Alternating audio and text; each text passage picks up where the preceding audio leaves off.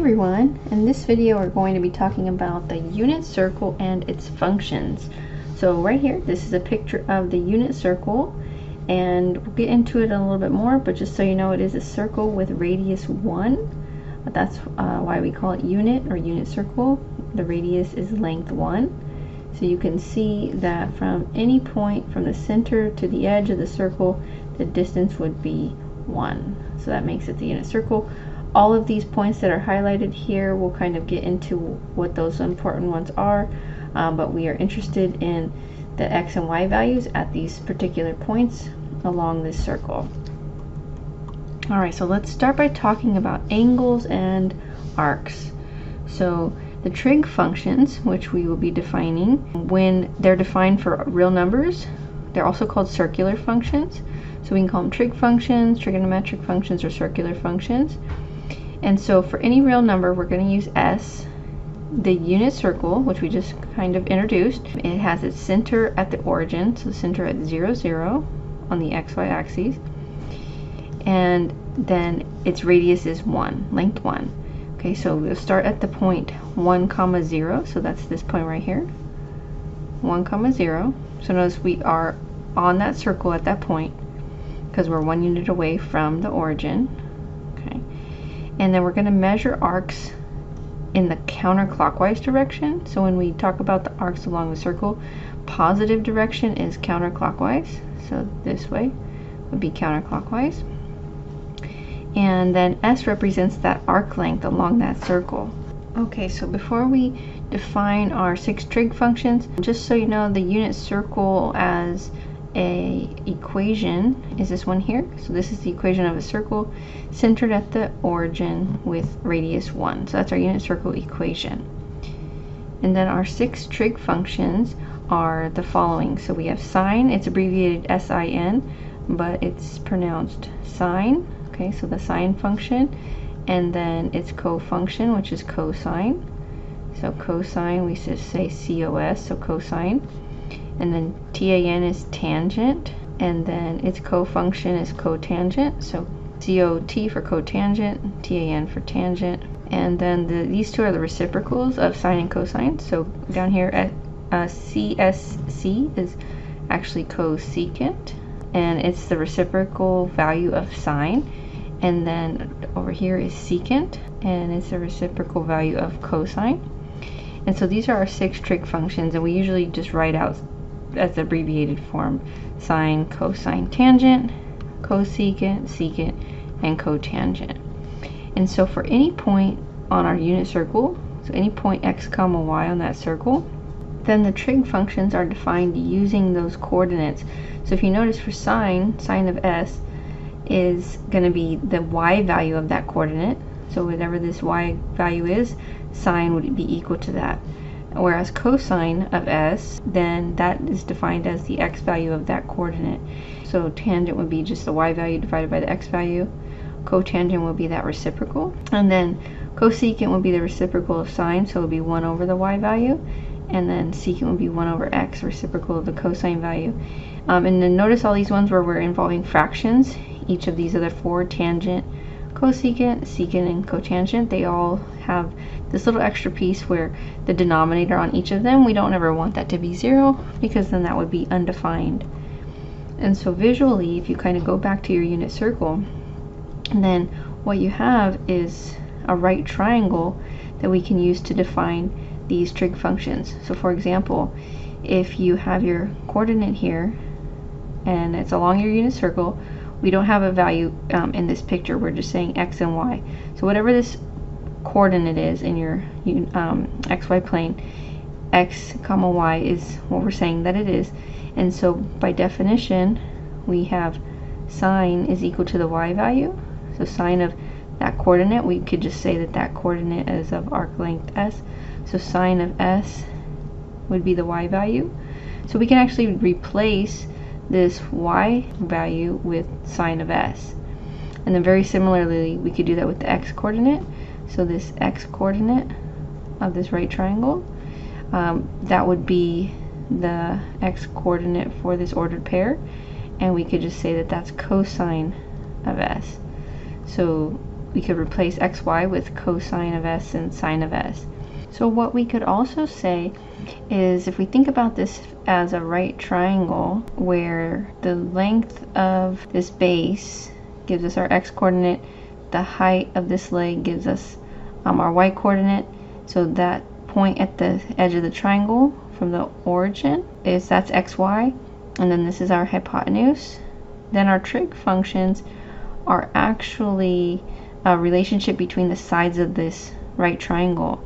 So we know this hypotenuse is 1 because it's a distance from the origin to the edge. And so for all 6 trig functions, we can actually define them in that manner.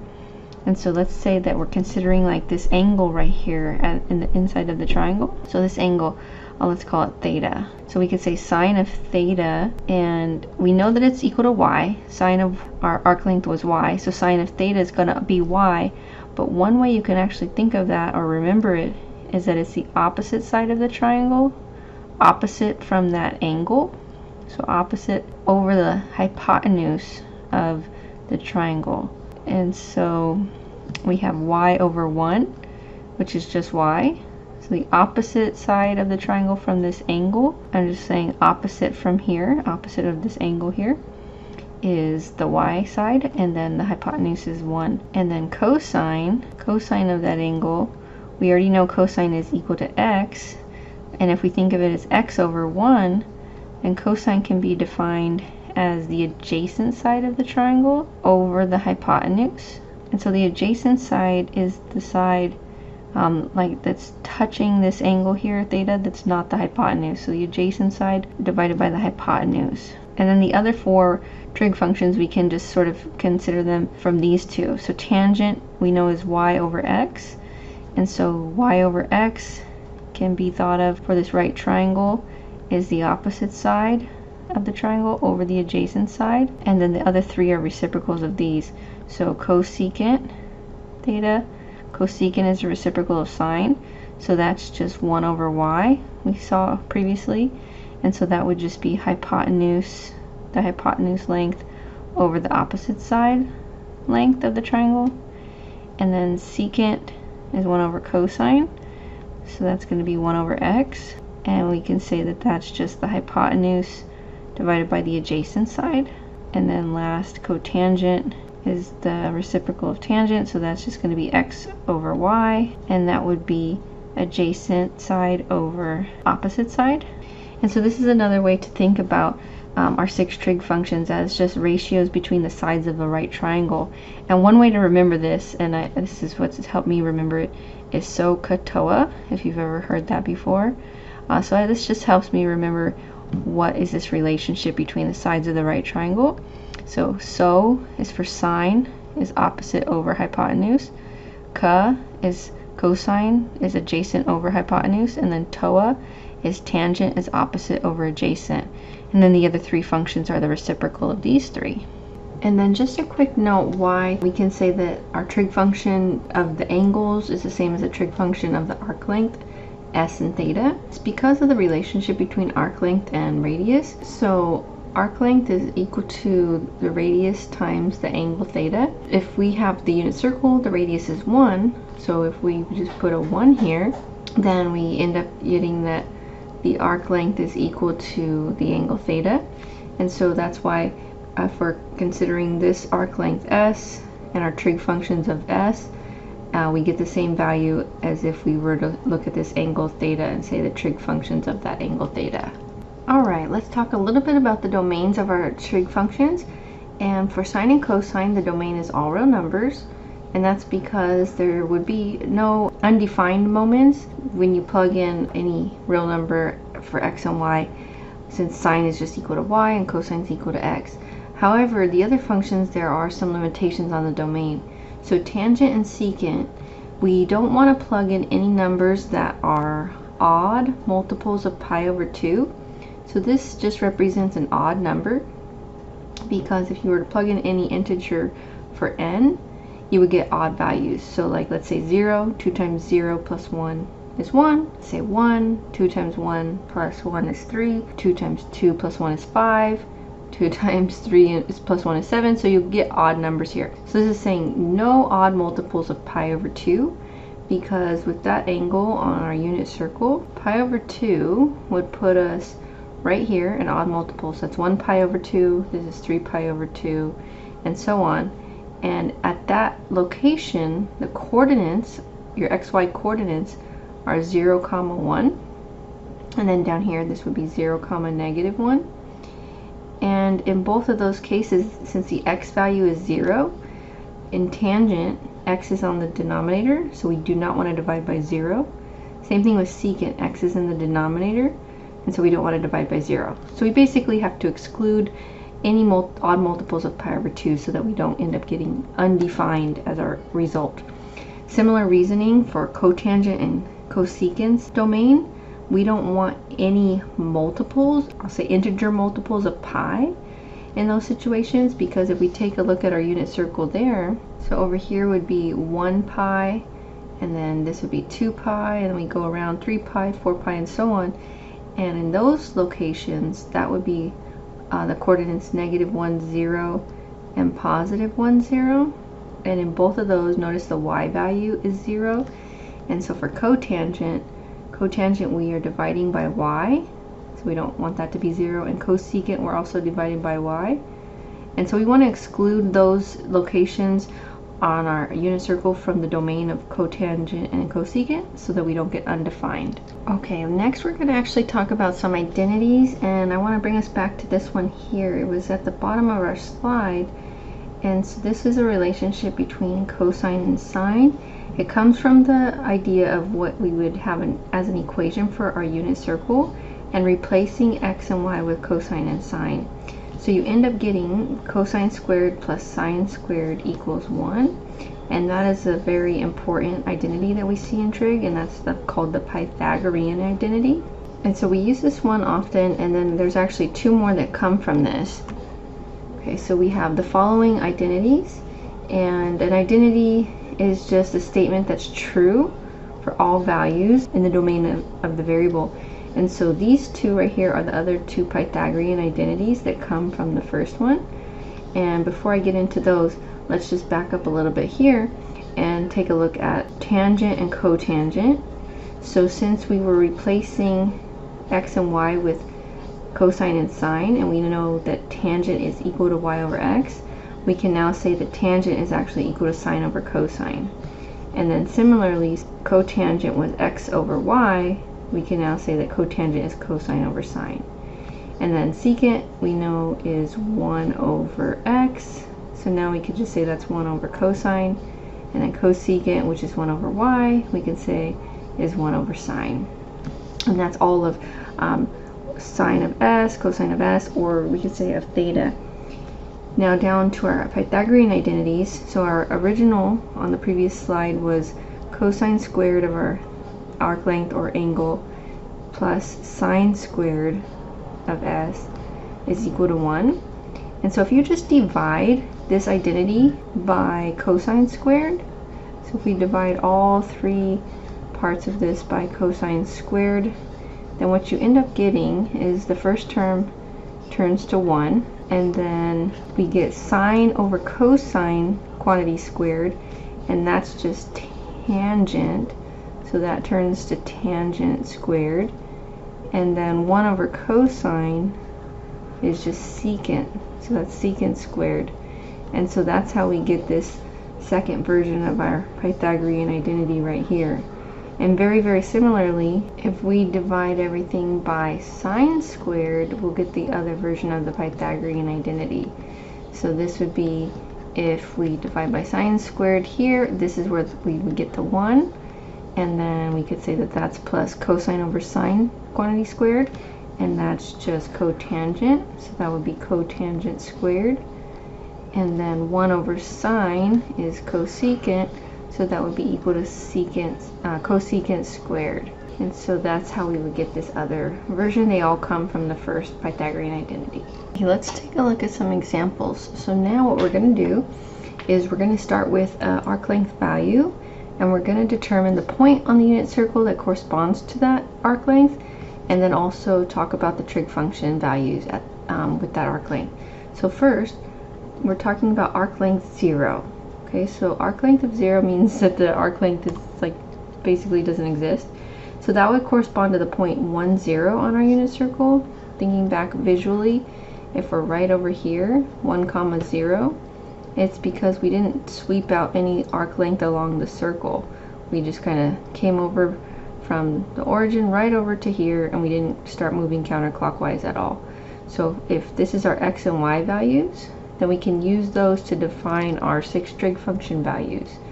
So sine is equal to y, so then the y value is 0, so sine is 0. Cosine, which is equal to x, is going to be cosine of 0 is 1. So this value, this is your arc length, or your angle as well. We talked about that a little while ago.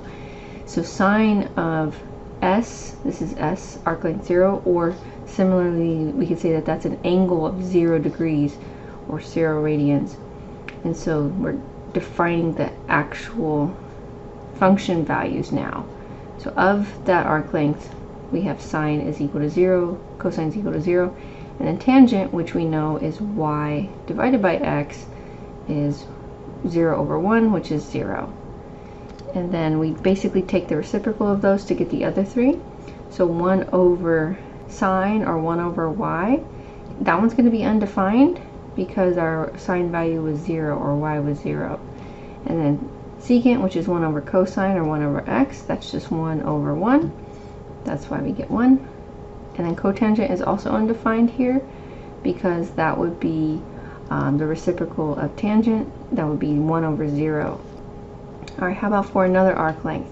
So this time for arc length of pi. Pi is halfway around your unit circle, so that's right over here. The coordinates of that location would be -1, 0. So x is -1 and y is 0. And then we just use those values to define the 6 trig function values. Okay, so since sine is y, sine of this angle or arc length is equal to the 0 value that y is right here. Cosine of pi, so cosine of this arc length or angle pi is the x coordinate, so that's -1. Tangent, which is y over x, is 0 over -1, so that's just 0. And then our other three are the reciprocal of those three. So cosecant's undefined at pi, secant is -1, and cotangent is also undefined. And we sort of talked about this with the domains. So what we're doing here, notice why we're getting undefined values or answers here, is because we're plugging in angles or arc lengths that are not in the domain of these functions right here. Because we had said earlier that the domain of cosecant is all values of our arc length except multiples of pi, integer multiples of pi. Okay, so just keeping that in mind why we end up having undefined values here. Alright, this one we have 3 pi over 2, so that would be our arc length, 3 pi over 2, or our angle value, and that puts us down here on our unit circle, all the way down at the coordinate 0, -1. This actually also can be defined as a negative pi over 2. So our positive angle here, or arc length, that's if we're going counterclockwise. So counterclockwise is considered the positive direction, and if we were to go clockwise, we actually say that that's the negative direction. And so that one, if we travel from angle 0 and kind of work backwards in the clockwise direction, that's why this one is considered negative. But notice they end up in the same location, so negative pi over 2 puts us in the same location on our coordinate system that positive 3 pi over 2 would place us. And so what we end up needing here, all we're really interested in, is what are the coordinates of x and y in this location, and we get that x is 0, y is -1, and we plug all of those into our trig functions, our definitions of our trig functions, and then we get what those values are equal to. Just take a look though, this time is the first time for our examples that tangent is undefined, and that's because since tangent is y over x, and at this location y is -1 but x is 0, so that's why it's undefined this time. And the negative pi over 2, it's the same location as the ordered pair, positive 3 pi over 2 put us, and so we have the same values that we just got in the previous part. So here's just a chart of some of these values. So for angle or arc length 0, pi over 2, pi, 3 pi over 2, and 2 pi, these are actually called the quadrantal angles. These are just like where the quadrants split on this unit circle. So we have these 4 locations. This is quadrant 1, quadrant 2, quadrant 3, and quadrant 4. And so this is angle pi over 2, pi, 3 pi over 2, and so on. 2 pi are back to 0. And so for each of those, this chart just gives you the trig functions values. So sine, cosine, and so on of each of those angles or arc lengths. Alright, so you can also use a calculator to figure these out, but just be aware of if it's going to be undefined, because for example at pi, so take a look, cosine, sine, and tangent. We know for pi, angle pi, we're over here at the location -1, 0. If we have 0 as our y value, then some of our trig functions are going to be undefined. So if you were to plug those into a calculator, then you would get something like this, like error or domain error or something like that, because if you were to try to plug that in, your calculator would say that you're trying to divide by 0. Okay, so then this here, just think about the fact that if you were to travel 2 pi around a circle, a distance of 2 pi, that arc length, then you're actually back where you started. And so if you're starting here and you're traveling around your circle, your unit circle, and you go a whole 2 pi, well, you're back here again, and you would just keep rotating and rotating. So any integer multiple of 2 pi added to your arc length, you end up back at the same location.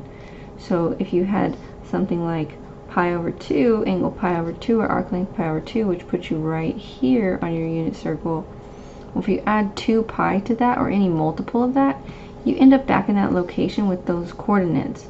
So the coordinates there would be 0, 1. And so if you said pi over 2 plus 2 pi plus 4 pi plus 6 pi and so on, so something like this, you're still back at that location for your ordered pair.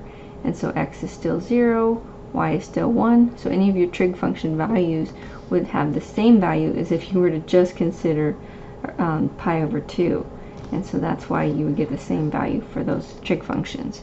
Something also to consider is the sign, not to be confused with our trig function sign, but the SIGN sign, plus or minus, for your trig functions.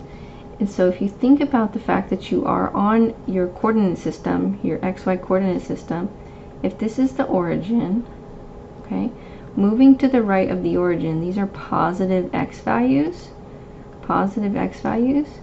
moving up, these would be positive y values. If you were to go left and start labeling this, you would be having negative x values. And then if you were to go down here, this direction, these would also be negative, but negative y values. So if you have any points in these quadrants, well, you can figure out what the signs are, positive and negative, and then what your trig function values would behave like. So if you're in quadrant 1, any coordinate in quadrant 1, any point that you pick here, x comma y, so like let's say this is x is like 3, y let's say is 4, just based on the tick marks that I drew. So that would be 2 positive numbers, and all your trig functions would just be positive because of that. Well, if you move over to quadrant 2 and you pick a point over there, well, now you have a negative x coordinate. So any of the trig functions that involve just an x turn negative. So sine and cosecant are positive, but all the remaining trig functions, the other 4, actually become negative. And similar reasonings for what happened in quadrants 3 and 4. So in quadrant 3, because x and y are both negative, then tangent and cotangent are positive, but all other trig functions are going to have negative answers, negative values. And then in quadrant 4, because you're back to having a positive x, but you're down here in the negative y direction, like a negative y coordinate down here, then cosine and secant are positive, but all your other trig function values will be negative. Okay, so consider this example. Suppose that your cosine value is negative 3/5 and your sine value is 4/5. If S, your arc length, corresponds to the point xy on the unit circle, determine the quadrant where xy is located. Okay, so our answer to this question is 1, 2, 3, or 4. Which quadrant? So we're considering the fact that cosine is negative, but sine is positive. So we know cosine of S is equal to x, and so we could just say that x is negative 3/5. And we know that sine of S is equal to y, so we could say that y is equal to 4/5. And so if you were to graph that, think about this for a moment, if you were to just plot that on your coordinate system, x is going to be over here in the negative direction, so negative 3/5. Let's just say that's like over, like right there, and then positive 4/5. Okay, so we're up here. So we're saying that we're negative 3/5 and positive 4/5. We're in quadrant 2 because we have a negative x and a positive y. So here is our unit circle again, but with quite a few coordinates labeled here. We have so far been focusing on these 4 quadrantal angles at pi over 2, pi, 3 pi over 2, and 2 pi, and those coordinates. But there are some other coordinates along this circle that we use often, and so they're labeled here. I'll show a little bit about how you can get these, but after you've been using them, you start to remember these values. And if you kind of look around on this circle, you'll see that it's just repeated values, but the signs, the plus and minuses, are different depending on the quadrant. Okay, so here is a little bit of how you would find the exact values for pi over 4. And so I won't make you go through all of this, but basically you just use what we know. We know the unit circle equation, and at pi over 4, that angle or arc length, that would be exactly where y is equal to x if you were to think about drawing a line through that angle right there. And so you can basically replace x with y, solve this equation, and you will get a y value and an x value. So at pi over 4, if we go back to our unit circle real quick, notice at pi over 4, x is square root 2 over 2, and y is the same, it's also square root 2 over 2. If you move into quadrant 2, it's the same values, just a negative cosine. Quadrant 3, same values, but negative cosine and negative sine. And then over here in quadrant 4, same values, but just a negative sine, negative x, a y value. Okay, so square root 2 over 2 for x and y, and then just the plus and minuses change. All right, so then you can determine, based on the x and y value, your 6 trig function values at the angle pi over 4. Okay, and so tangent and cotangent at pi over 4 are both equal to 1 because you end up dividing square root 2 over 2 by itself. Okay, so those are just equal to 1. Some similar reasoning happens for angles pi over 6 and pi over 3. Okay, so this is a little bit about how you can solve for that, but you end up plugging in what you know into your equation here. This is actually the distance formula. So using the distance formula and plugging in the coordinates, you could end up solving for y and x for those angles. And so you would get x is square root 3 over 2, and pi is 1/2 at an angle of pi over 6. Okay, and then for pi over 3, you have something similar. Let me go back to the unit circle so you can see what I'm talking about. Taking a look one more time at this circle, the values themselves are all pretty much the same few numbers. So you have a 1/2, a square root 3 over 2, and a square root 2 over 2, other than the ones and zeros. And then it just depends on the plus and minus signs. So notice at pi over 6, if you kind of think about the fact that this is a little further out on your unit circle from the origin, this is further out this way, your x value is a little bigger, it's square root 3 over 2, and your y value is not so big, it's just 1/2, halfway up the circle, so that's the y value 1/2.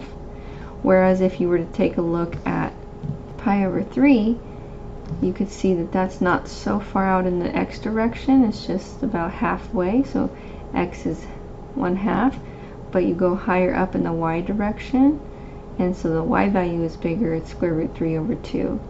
And so that's one way that I remember this. If I didn't have the picture of the unit circle, that's how I remember that the 1/2 is in the y value when I'm further out for angle pi over 6, and the 1/2 is in the x value when I'm up higher like this for pi over 3.